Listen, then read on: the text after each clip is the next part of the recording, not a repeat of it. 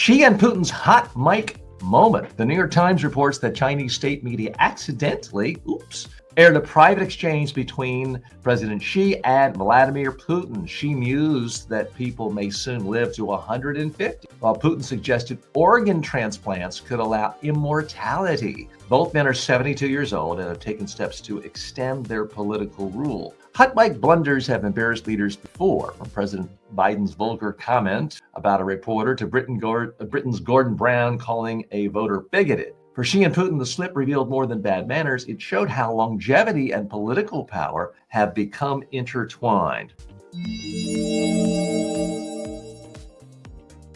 Okay, so what's the real message here? If you are a politician, a CEO, anyone where there's spotlight on you, just assume, unless you're in the privacy of your own bedroom, somebody's listening, somebody's recording. You've got to be careful what you say at all times, because if you say something wildly embarrassing, that's going to get the spotlight of the day, not your official message. Okay, let's dig a little bit deeper here. Was there anything really horribly embarrassing that came out about this with Putin and Xi with their hot mic moment? No, nothing that's going to dominate the news coverage for a week or a month. But it is something that anyone can relate to. And these days, it doesn't even have to be a famous person. I know that embarrassingly, I've done trainings before all day long in front of groups, had a wireless microphone on, and went to the bathroom. It's happened to a lot of people. It may happen to you. And these days, where everyone is surrounded by microphones and cameras, it can really happen to anyone. You can think you hang up talking to a close friend or relative, and then you're talking to someone else. Hey, I can't believe it took so long to get off the phone with this blowhard. They go on and on, and then you look and see it's still on.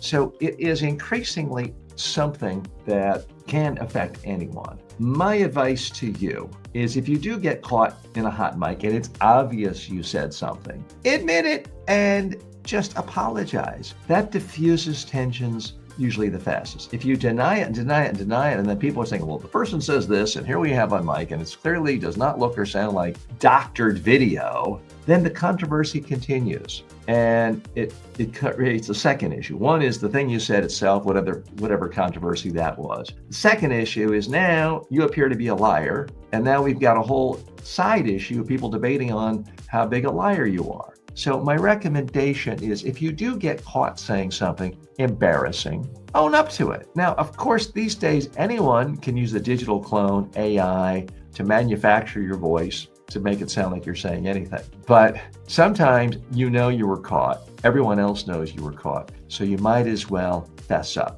My other big tip to you is just be very conscious anytime there is a camera around or a microphone on. I can remember 35 years ago, early in my career, where people I worked with had their entire careers destroyed because a reporter walked in with a camera operator. The camera operator had the camera down below and didn't have the light on, wasn't holding the microphone up. And they started saying all sorts of things, assuming it was an off-the-record conversation. Here's a good general rule of thumb. If you see a reporter, within half a mile of you, just assume anything you say, anything you do is on the record. Now, if you're an experienced politician, generally you know that. But if you are a startup founder, you could be 19 years old, your first time in business, and you're basing your relationship with the media based on something you saw in an old movie. Well, let me tell you, it's not the movies. In the movies and TV shows, sometimes reporters will hear somebody say something inflammatory and say, hey, is that on the record? Can I use that? And the person says, no, that's not on the record. That's not how it works. Unless you explicitly have an agreement, a verbal or a written agreement from a reporter in advance, then the rules are everything you say and do is on the record and can be used any way the reporter wants to. That is the norm. That is the standard with most mainstream media everywhere in the world, unless you are in an authoritarian regime, in which case reporters realize, oh, I better get permission or I'll get my head chopped off or I'll be sent to prison. So yeah, it can be a little different in a place like China. But in China, if it's a live feed, it's already out there. It's very hard to deny something that has already been out there. So I do want you to give real thought to that. because you may be a student today, or you may be a 31-year-old junior account executive in your firm and never giving speeches, never talking to the media. But 5 years from now, let's start thinking about the future. You will be in a position where maybe not the entire world media and every TV network is focused on you, but maybe some of the top podcasters in your industry have come to a conference and just heard you speak and want to ask some follow-up questions. Assume everything is on the record. Speak in a way so that you would not be embarrassed if everyone in your industry, if everyone in your company heard every word you say. That's generally the better way of going about it. Now, let's get to the meat of what they actually said. Both of these men are 72. Putin certainly prides himself in appearing to be quite vigorous, physically exercising, horseback riding without a shirt on, looking like the tough guy, young, beautiful mistresses showing his how virile he is. So it does raise the question of, wow, what if these guys, I mean, certainly you have to assume they're going to get the absolute best medical attention and the absolute best technology and medical devices that their countries can offer. It does make you wonder, what if both of these guys are actually governing for another 78 years, which is how long it would be until they're 150 years old. It does make you worry about how rigid and frozen cultures could be when one leader consolidates power for that long. And it may be giving other people, I don't even want to mention the name, the Great Orange One, ideas on how long they can live too, and how long they can rule and govern. Because here is the thing about power.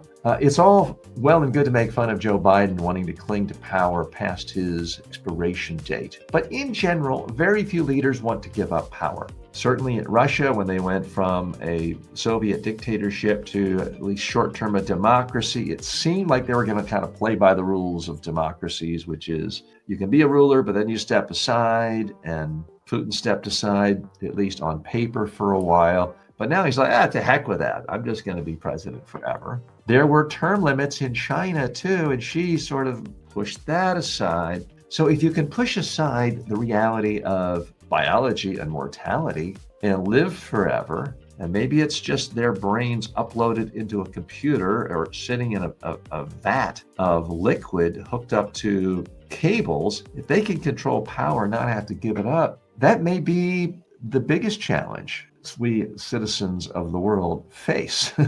So we'll keep you updated on that.